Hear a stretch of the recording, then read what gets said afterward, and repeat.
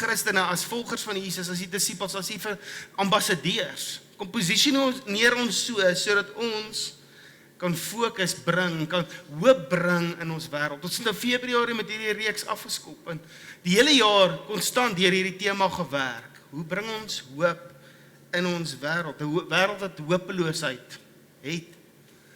Soveel areas wat mense net totaal al hopeloos raak. En een van hierdie dinge is om te fokus op sy heerlikheid. En dit is so mooi hoe Paulus vir ons kom skryf en dit is wat ons juist op kom fokus het. Dit is in 2 Korintiërs 3:18 wat hy sê, en ons almal, terwyl ons almal met ongesluierde gesig die heerlikheid van die Here aanskou, soos in 'n spieël, so word ons na dieselfde beeld verander van heerlikheid tot heerlikheid, soos afkomstig van die Here en die Gees. Daar's 'n fokus waar die Here kom sê, right, en dit is die groot vraag wat baie mense vra, is hoe bring ek hoop in my wêreld en hoe los ek hierdie hopelose situasie op? Hoe is daar hoop waar ek hopeloos is? Hoe herstel die Here my identiteit? En dan kom hy en hy sê in sy woord, sê, dit is wanneer jy my aanskou. Dis wanneer jy, soos wat jy in 'n spieël kyk, om 'n mooi beeld te kry. En 'n spieël is vandag mos eintlik nogal 'n scary ding. Ek dink in die ou dae, ek het nou die dag in 'n museum geloop, dan staan van daai spieëls, hulle het nie sulke great tegnologie daai tyd gehad nie. Jy kan so half uitmaak, hierso is 'n mens. Maar vandag het jy selfs vergrootglase, vergrote.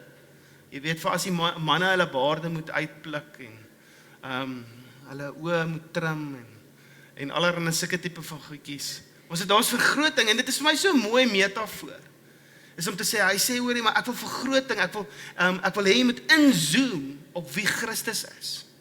En dit is hoekom ons, as ons gaan kyk na, soos wat ons Jesus se lewe bestudeer het in die evangelies, gekyk het hoe hy reageer in moeilike situasies, gekyk het wat hy kom doen het, en as ons dan die handelinge in die briewe van die apostels gaan lees, dan sien ons die uitvloei van dit wat Jesus kom vestig het en hoop gebring het. Dit is die evangelie. En die evangelie is nie net 'n intellektuele kennis wat ek het, o ja, Jesus het vir my gesterf en dit is nie 'n intellektuele ding nie. Dit is seker die kragtigste krag in hierdie wêreld om lewens te verander, as jy dit toelaat. En dit is wat die Here wil kom doen deur sy Gees. Hy kom deur sy Heilige Gees en hy kom doen hierdie dinge in ons lewens. Ons het gesels 'n paar weke terug oor die vrug van die Gees. En as jy dit gemis het, ons het dit op ons YouTube channel, kan jy dit daar gaan volg. Wat ons vir 9-8 weke, wat ons gefokus het op, wat is die vrug van die Gees? En dit is so belangrik om te sê, dit is die vrug van die Gees, nie die vrug van jou nie.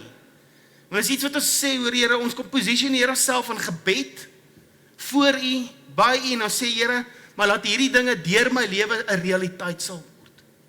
Dit is wat dit beteken. Waar lewensverandering gebeur, ja, daar is sekere nuwe gewoontes wat ons kan aanleer, vra vir my. Daar is sekere gewoontetjies wat ons aangeleer het oor die lewe, en dan kom jy agter hierdie gewoontetjies steel by my, en my huwelik, en my gesinslewe, en by my werk, en so aan. So ons kan dit aanspreek, en nuwe gewoontes kweek. Maar die motivering daarvan lê in dit wat die Here kom stuur in jou. En dit is wat ons hele fokus is. Ons kan nie hoop bring en hoop lewe en hoop sien in hopeloosheid as dit nie is vir dit wat die Here besig is om in jou te doen nie. As dit nie is vir dit wat jy sien in Christus nie. En dit is hoekom my en jou tyd het ons spandeer om regtig te verstaan wat Jesus gedoen het, om te gaan lees daaroor en vir die Here te vra soos wat ons dit lees, te bid daaroor en sê Here, kom wys vir my, wat wil U vir my kom wys wat nou van toepassing is hier en nou. En die great ding daarvan is dan lees jy sekere dinge in die Bybel, weet jy, man, ek het daai al baie keer gelees, dan vat die Here jou weer soontoe en dan lees daai stukkie hier terug, dan kom jy agter, ek het daai stukkie gemis. En so word die beeld van Christus duideliker in ons lewens. En so lyk ons lewens anders. Hier is soveel stories in hierdie vertrek van mans en vrouens die ingestap het en begin het om ernstig te raak oor die Here in 'n jaar, 2 jaar, 3 jaar later, totaal in alle ander lewens. Omdat hulle dit gedoen het. Met ongesluierde gesigte. Daar's niks wat ek van die Here aftrek, want ek is eerlik. Ek is eerlik met myself. Ek is eerlik met die Here. Ek is eerlik met die mense om my. En daai wisselwerking is wat lewensverandering bring. Dit is daai wisselwerking wat op die einde van die dag my en jou beskerm. Dat wanneer die versoekings kom in die lewe, wanneer daar iets is wat homself voorstel as iets beter, dan kan ek vir hom sê, nee. Want ek weet wat's die waarheid in my lewe. Dis hoekom ons worship aande reël, soos hierdie komende Woensdag al.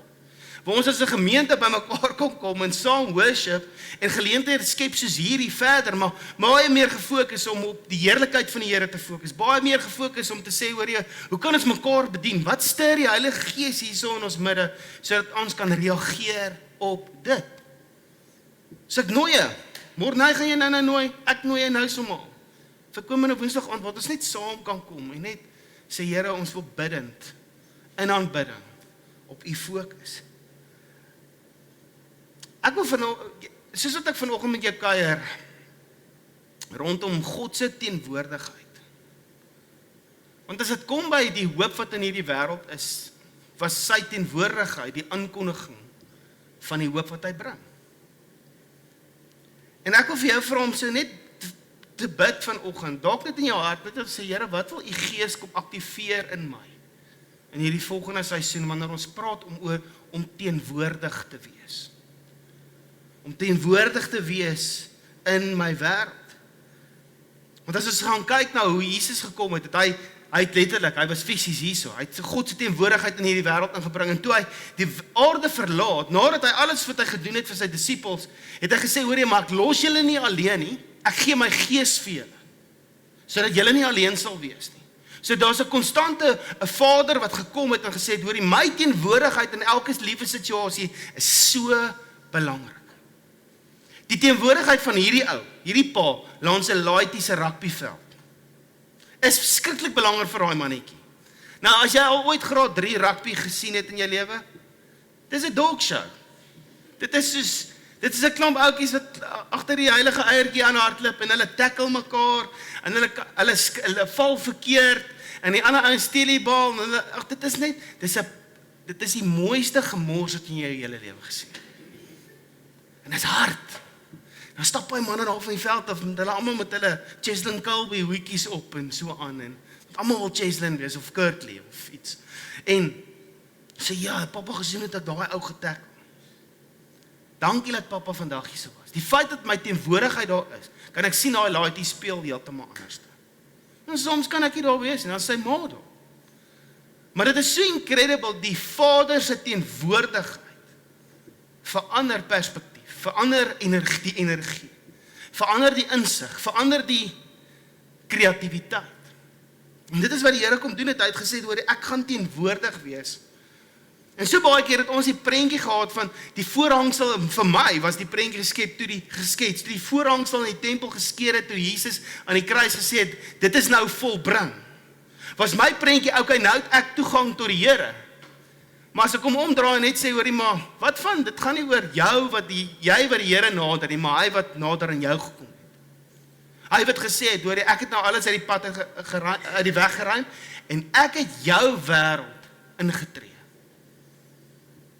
Dit verander die storie heeltemal. Want dit is wat 'n Vader doen, as hy klim in die situasie in. En dit is waaroor ek vanoggend so 'n bietjie met jou wil gesels, is om te sê, hoe is ons ambassadeurs, hoe is ons sy teenwoordigheid in ons wêreld? Wat is dit wat Jesus kom doen het om sy teenwoordigheid te kom doen, en wat is dit wat eintlik baie maklik in ons menswees inklim, wat ons so half 'n exit clause het, jy weet, om jouself te verskoon van situasies.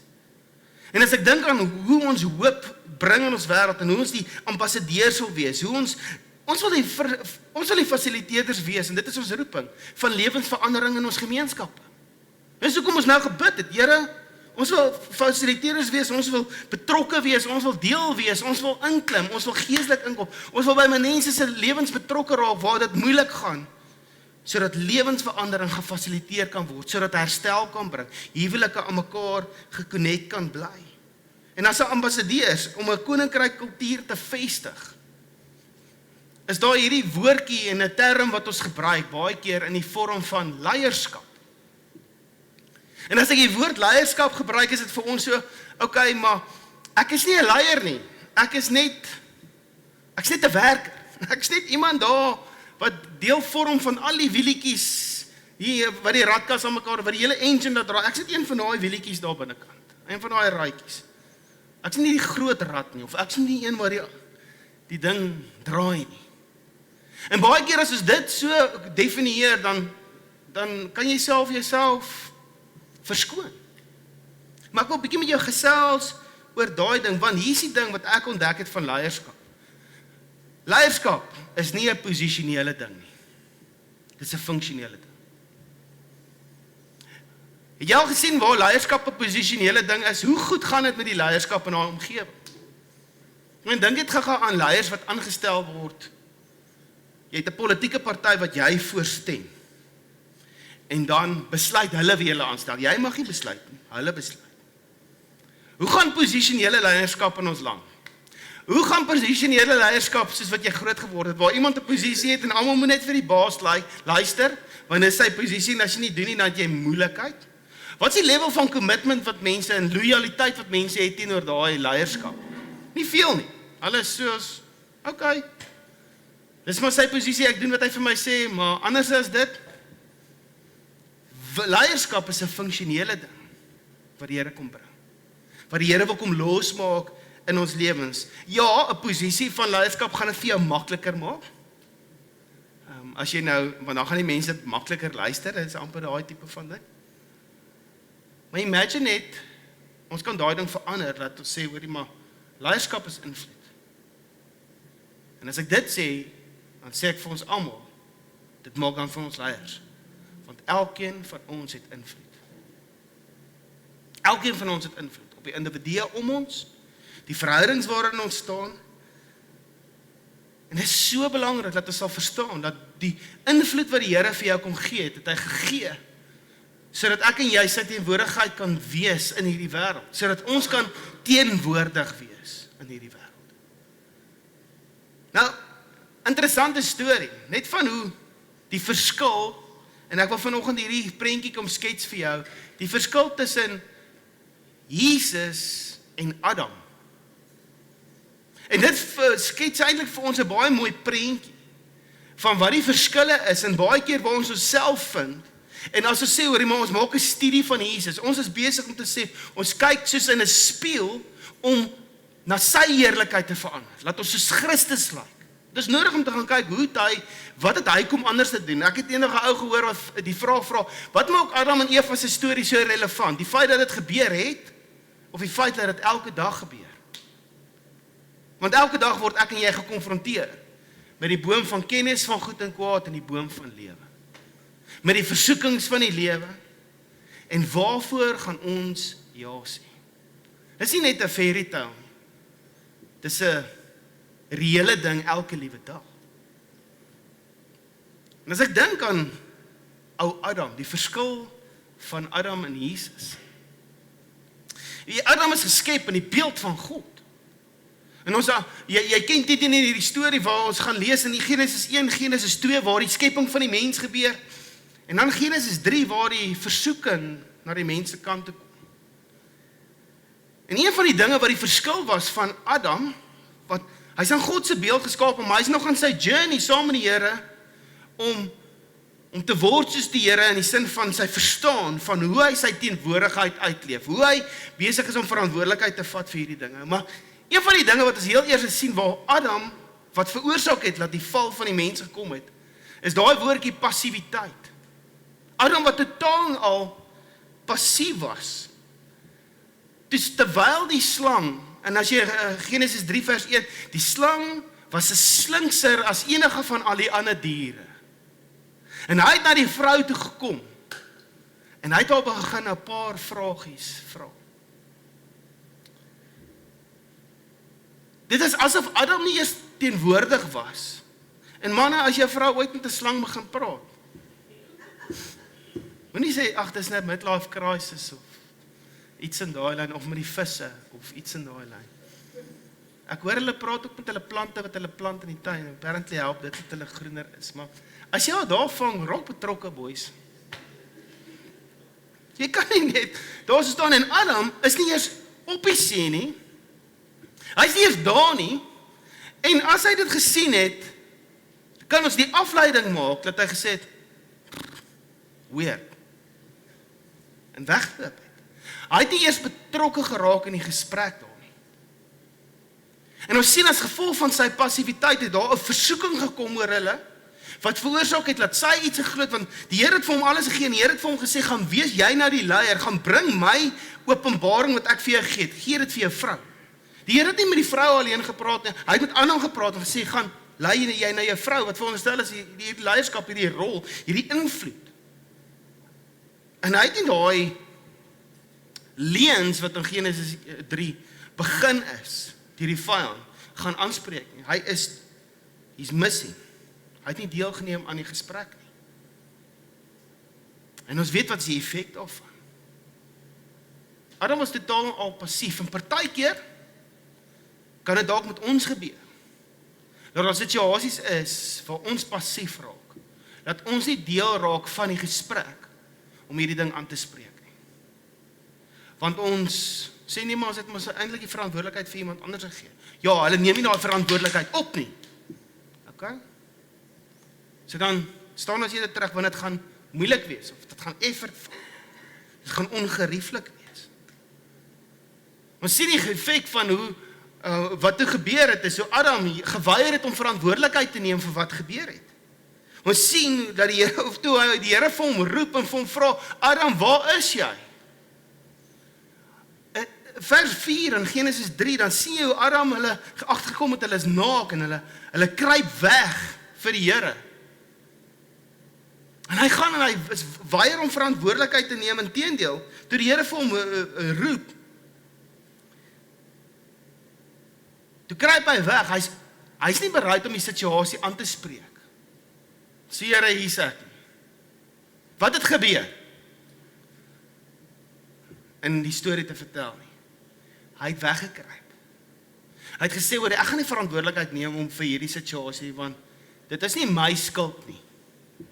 En toe begin die blame game, waar hy sê, ek weier om leierskap te bring, hy gaan, en hy sê, hoorie, ek gaan nie verantwoordelikheid vir hierdie ding vat nie.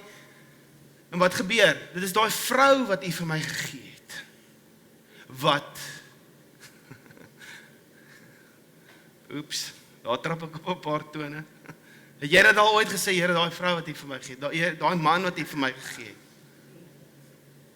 Moenie dit nou knik nie, jy het in moeilikheid wees, asseblief.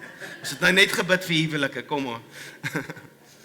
Moenie nou jou voet in jou mond sit nie. Maar hy gaan en hy speel die blame game en hy sê, Here, dit is daai vrou wat U vir my gegee het. Sy het my verlei. Sy het 'n dansie gedoen, toe sy daar aankom met die vrugte. Toe kom, hoe kan ek nie eens?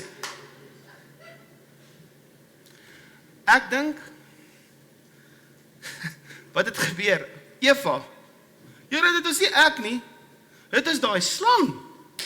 En ons sien hierdie sirkel van blaam wat gevat word in mens, en die mens wat nie bereid is om leierskap te neem, en te sê, hoorie, maar verantwoordelikheid te neem, en om leierskap te bring tot die situasie. Adam was totaal en al afwesig. Hy het eerder gaan wegkruip. En natuurlik weet ons die groot rede, en dit is wat versoeking kom doen, is hy het gekies vir die onmiddellike bevrediging. 'n Versoeking kom altyd in jou lewe in, en hy kom sê, jy kan dit nou hê, jy hoef nie te wag daarvoor, jy kan dit nou.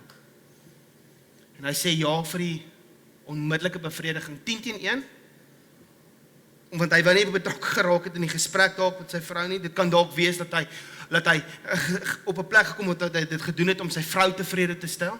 Maar ek het nou deur al hierdie moeite gegaan, weet jy, daai boom is hoog, moes opklim. Hy het dit gedoen om nie met sy vrou te stry nie en net daarmee saam te gaan. Hy het gegaan eintlik op 'n plek wat hy sê, hoorie, maar die onmiddellike bevrediging is om te sê, hoorie, maar ek kan nou soos God wees, dit is wat die versoeking vir my kom sê. In steede van om die journey te stap wat die Here vir hom het, sê hy, nee, ek gaan nou ja sê vir 'n ding wat ek nou wil hê. En hy het nie insig vir die langtermyn impak nie. Hy het nie die langtermyn implikasies van die situasie verstaan nie, of ondersoek nie. En dit is wat leierskap, or lack of thereof, kom doen, is sê, ek is passief, ek gaan maar net laat dinge gebeur. Ek gaan nie verantwoordelikheid vat nie. Dis eers my skuld nie. Ek gaan nie inklim in leierskap bring en sê, nee, wag. Okay, ek hoor jy het nou met hierdie ou gepraat, maar Jesus eintlik wat die Here vir ons kom sê. Hy het nie daai leierskap opgeneem nie en hy het net gesê ja vir die onmiddellike. Is daar belofte? Okay, jy daarvan geëet, jy het niks oorgekom nie. Okay. Heeltemal in kontras met wat die Here vir my gesê het, maar okay. En ons weet dat dit gebeur.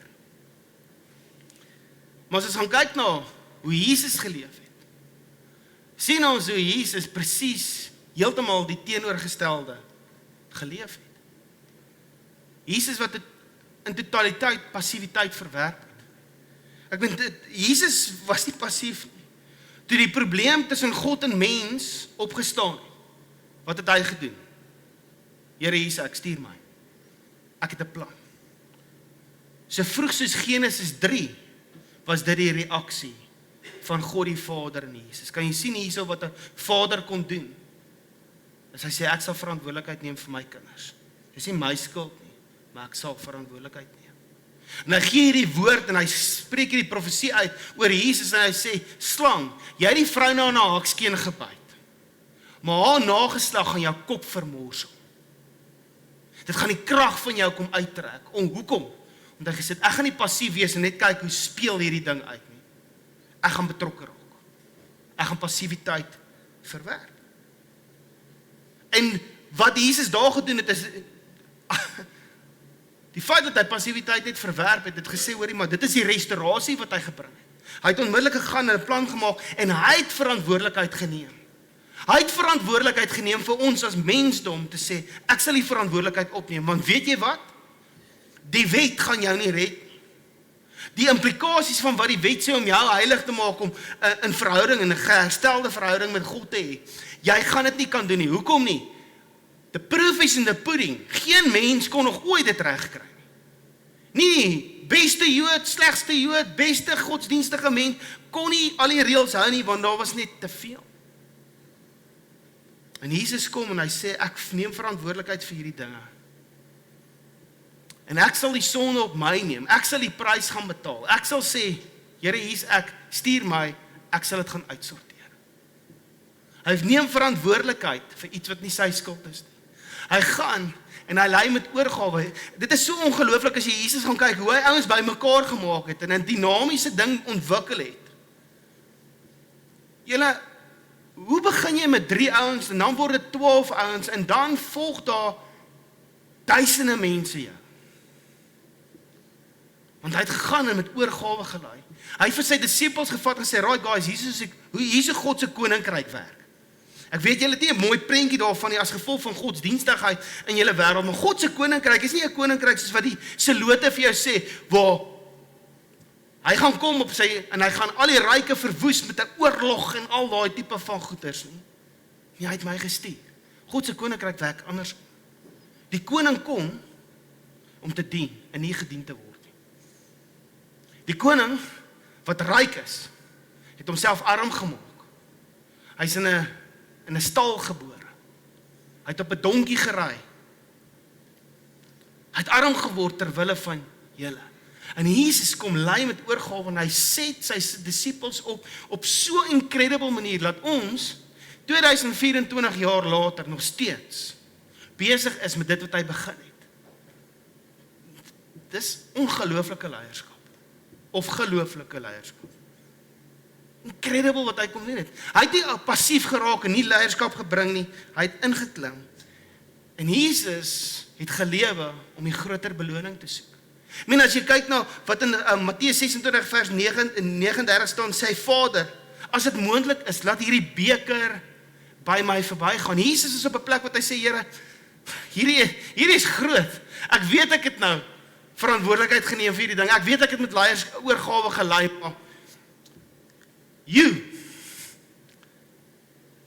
maar sy gebed verander dan, sê Here, maar nie my wil nie. Nie my korttermyn, kortsigtige, nou bevrediging nie. Ek soek die groter beloning. En hy is deur die kruis gegaan. Na 3 dae het hy opgestaan. Kan jy net imagine hoe Jesus daar in sy Vader se gesprek gewees en sê, Ek is so bly jy het gesien wat ek mee besig is. Want jy het nou die groter beloning. 'n verheerlikte liggaam. En al hierdie mense wat jou gevolg het, toe jou unfollow het, gaan jy nou weer volg. En meer as dit. Want jy die groter beloning gesoek. Vir alle ewigheid is daar herstel tussen God en mens.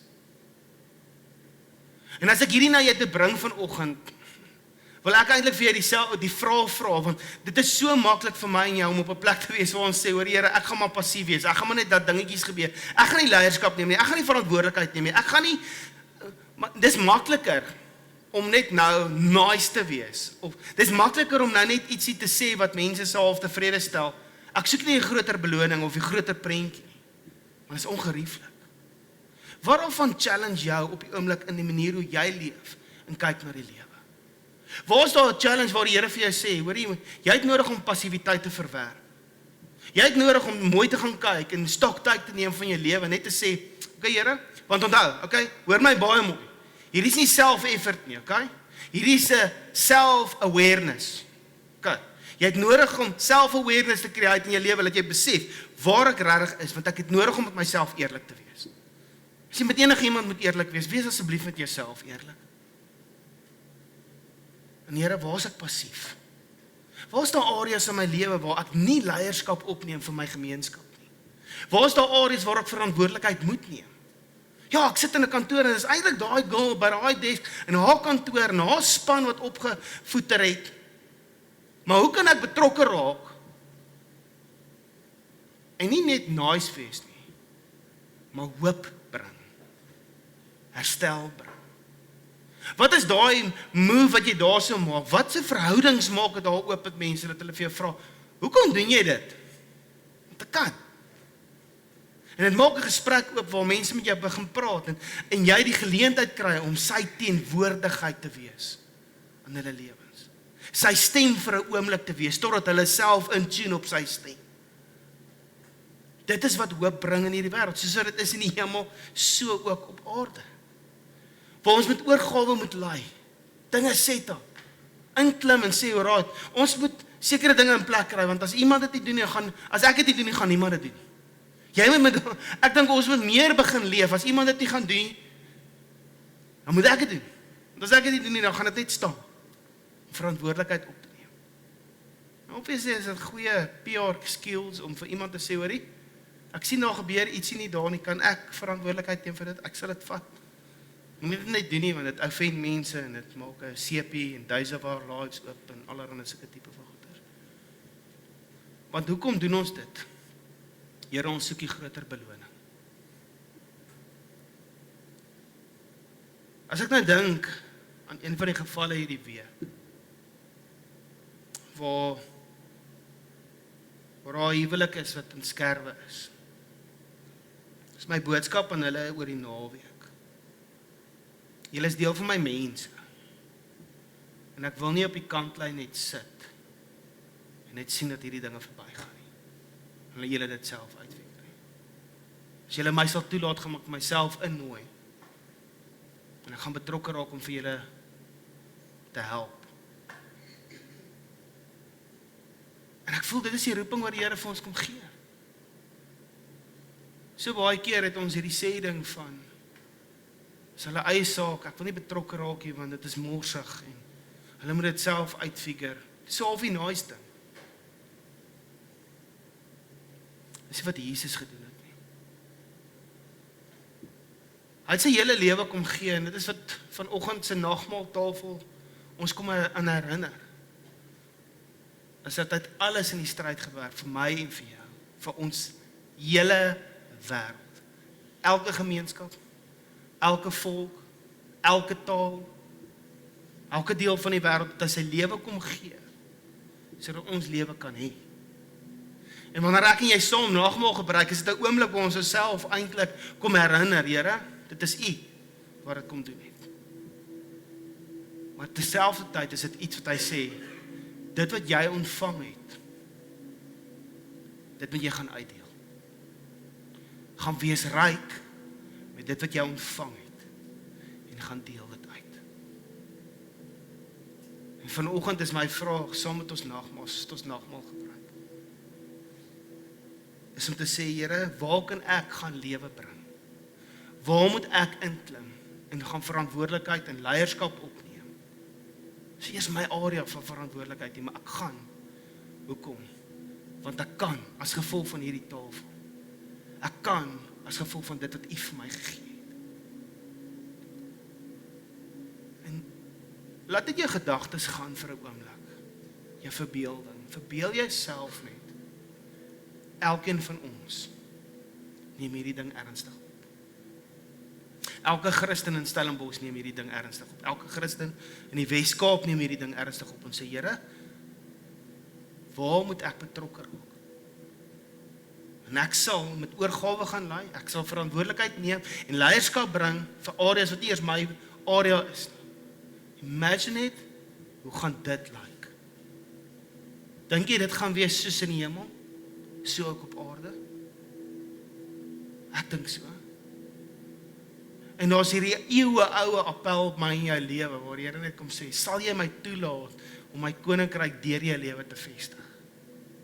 Moenie ingee vir die versoeking van hierdie wêreld wat ons passief maak en ek sê altyd toets cricketbanke maak nie, maar jy net lê op die bank en net kyk. Maar wil jy ons met speel, ons moet deel wees. So ek wil jou nooi vanoggend. Ek is so dankbaar vir die span. Ons ou in ons gemeente wat met oorgawe vir ons brood bak elke keer. Hy maak ook wyn en hy sê, dit is van die mense wat ek weet, en die wyn se naam is Amazing Grace. Hy kom laai elke keer en sê, daarso, mag dit dalk profeties iets wees vir iemand vandag. Daar's natuurlik ook druiwesap vir die van ons wat nie so vroeg in die oggend wyn wil neem nie, maar hier's 'n geleentheid vir ons. Om te kom vat en te sê, Here, ek neem hierdie vir myself, en Here, waar moet ek dit gaan uitdeel? So ek wil jou nooi, jy is welkom om op te staan en nagmaal saam